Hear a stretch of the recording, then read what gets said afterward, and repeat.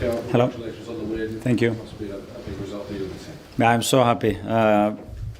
We play in every 3 days. We played an opponent today that comes from 11 wins in a row. Superb team, very difficult to play against.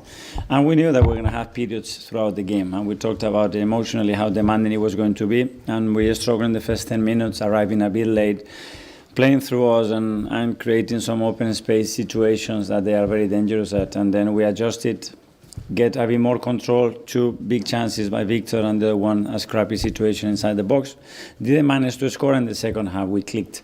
Everything went much better. Timings were better. Individual roles fulfilled in an extraordinary way. So efficient in everything that we did.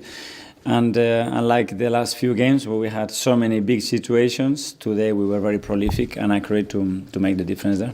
Sorry, just quickly. Villa have been a team that have really hurt you in previous seasons. Is there more of kind of a swell of happiness when you manage to get one over a side that has damaged you so much? Well, especially when you play against a team that is in such a moment as well, and they are really good. They are extremely well coached, very clear what they want to do, how they want to hurt you, and they are very efficient at it. So they can drag you into a game that is constantly a very thin line, and you have to navigate there, be comfortable navigating through that, and we did it in a difficult moment, and then we took the opportunities in a great way. Arteta. Hi Mikel. You mentioned in the last couple of games you wanted the margins to be bigger, and obviously they were tonight. I was just wondering, after that first goal went in, it seemed like the players really smelt blood. Mm-hmm. I was wondering if you think that's a fair way to assess that kind of period in the game, and how you saw that situation. Yes, and we wanted to continue to go, and we talked at halftime the things that we have to alter to be more efficient. But actually, after you have to, then you get more blood. But after you have to really grab it, and we did it. And I think individually we had some huge performances. We were very efficient in the final third, attacking the box, and that made a difference. Sam, take off. Hi Mikel. Hi. Tonight and at the weekend, Martin Odegaard got the Martin we all remember. How important was he tonight, and what's clicked with him, do you think? Well, that he needed some consistency as well, and some games. Obviously, he had 2 times the shoulder injury, then they had the knee injury, big knee injury, and that takes a little bit of time. But now you can see that he's flowing, that his energy level is back to where it is, that he's taking risks, that he's affecting the game in a great way, and I think he was really, really good today again. Alex Bixie. Hi Mikel. Just looking back on this month now that it's finished, do you think you've played like potential champions, maybe not your best at times, difficult moments, and producing a performance like that to win the month? Well, I always said that to continue to win, you have to win in different contexts. And some games we've been very good, and the margin should have been much bigger, and we didn't manage to do that. So we went for smaller margins, And today maybe the margin wasn't that big, but we made it because we were extremely efficient and ruthless in the opposition box. And that's the way. And we won with a lot of injuries. Today we lost Declan, Ricky. Some other comes back. Gabi comes in after such a long time without scoring a goal, and he scores a wonderful goal. I mean, everybody's ready to contribute, and that's great. Charlie, son. Can I just ask you about the 2 Gabriels? But they've both come back. You must be so pleased for both of them. Very different stories, yeah. But they've come back at the same time. Yeah, about Gabi Jesus I already spoke. Big Gabi, he comes from injury of 6 weeks. That probably should have been a bit longer. He plays against probably the team that is the hardest to control, especially the front players and the striker that they have in terms of their movement, and he impacts the game in an incredible way, both defending and in the opposition box. Was there a handshake at the end? We couldn't see whether you shook hands with their manager. You saw it, but it's okay. It's all good. Was that unusual? Was it disappointing? No, that's okay. That's part of the game, and it's not an issue at all. James, yes, good. Firstly, just check on Declan. Do you expect to have him back for the weekend? Depends. So that swelling has to come right down for him to have the chance to function. He wasn't available to do that today yet. He's improving, but let's see what is in the next couple of days. And just second, you said the team clicked in the second half. Do you think was that a tactical thing? Was that a mental thing? And how do you sort of harness that going forward? When it happens, normally it's a lot of factors, and I think we were more aggressive, we were more determined. Times were much better, and then it's about execution and just dealing, especially when you are that man orientated, is winning that action, yes or no. That clicks everything and makes a difference, and we're very good in the second half doing that. James, CBS. Okay, you mentioned those early troubles, and it seemed like Villa were getting a lot of joy breaking through your press early on. What changed? Well, that's certain individual behaviors have to change, because the moment that you allow them to attack your back, it's a big problem, because they have runners from inside, they have people that can pick up passes from deep positions, they have players in the last line that are excellent at making the runs, pulling shoulder and attacking your backs. And you have to control that, because every time you give the ball away, they have the capacity to do that. And how well does it reflect on your team that they didn't drop back, they didn't try to mitigate? I really like that, because you're gonna go through different patches in periods against top opposition like Villa, and then you still have the ability to come out in the game and deserve to win it. Okay, last couple. Phil, PA. Hi, Mikel. I know, obviously, when you talk about in the dressing room, what sort of belief does that give the players? You know, when you win a game like that against a team that's been on such a run that that this season could be the year that you win the Premier League. His belief, his energy as well, because they put in so much. We play every 2.5 days. The schedule is very, very demanding. We have some very tough matches, injuries, but the players are so willing. So winning helps all that. All the sacrifices, commitment that you put in gets reflected in results and great performances, and that's so satisfying. But we know still so much to play for.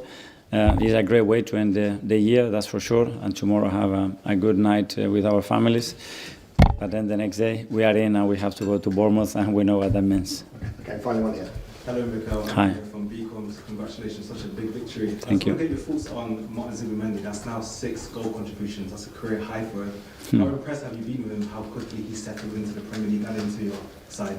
Well, I think I mentioned it a lot of times, that it's a position that is very, very difficult to get an impact in the manner that he's done it so early. But credit to him, credit to his teammates as well, how easy they make it for him. And today he's done something that, in my opinion, he's got the ability to do, is to arrive in the right moment, attacking the box and finalizing actions, and he did it with such a composure.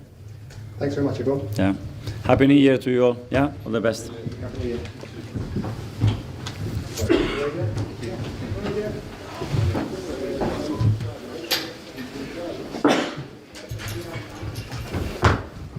We know your thoughts and assessment on tonight's game.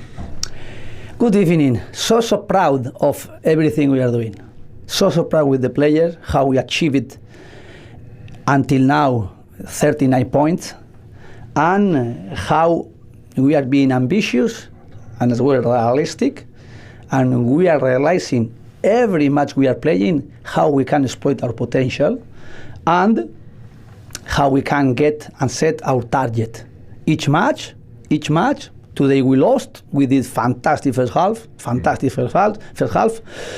The second half we conceded 1 goal, we got injured with Amadou Onana, and of course in the middle we had some not the structure we need to keep strongly in the middle, but we compete fantastic, and we conceded the second half, the second goal, and then it was more difficult. We didn't give up.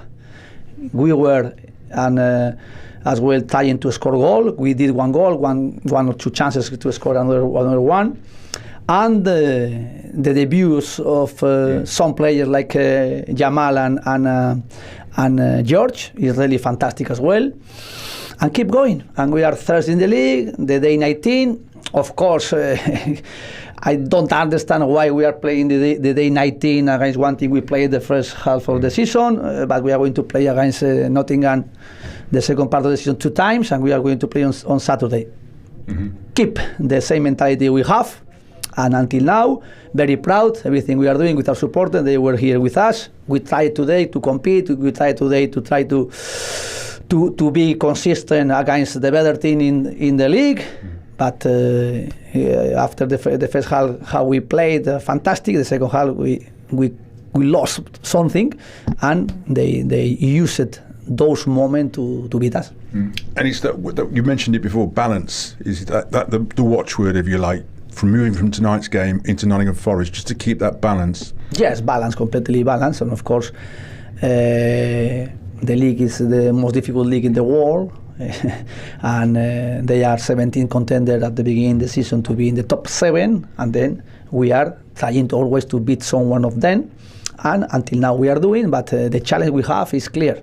is try to keep the same consistency, the same demand we have, and being ambitious, and with our supporters, each match, try to everybody help and support everything we are doing, and of course try to support the players and give the players with the energy we have and with the motivation we have to do a good season.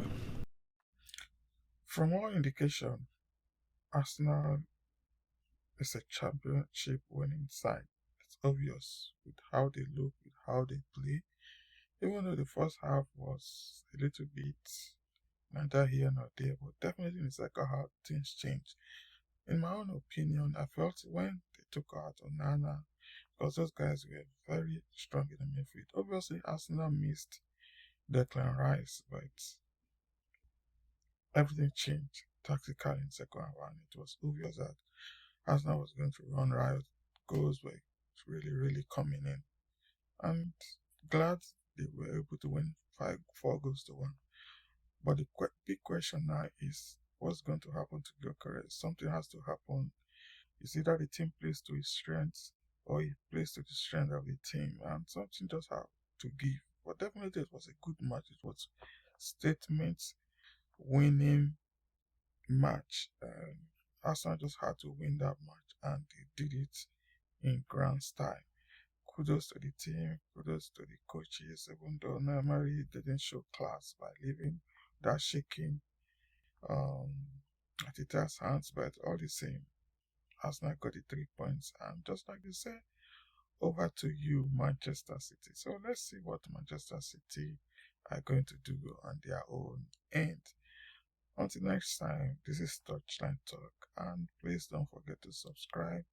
Don't forget to like, comment, share your opinion concerning this match, and definitely we are going to see more firecrackers by the end of the season. It's halfway through. See you in my next video.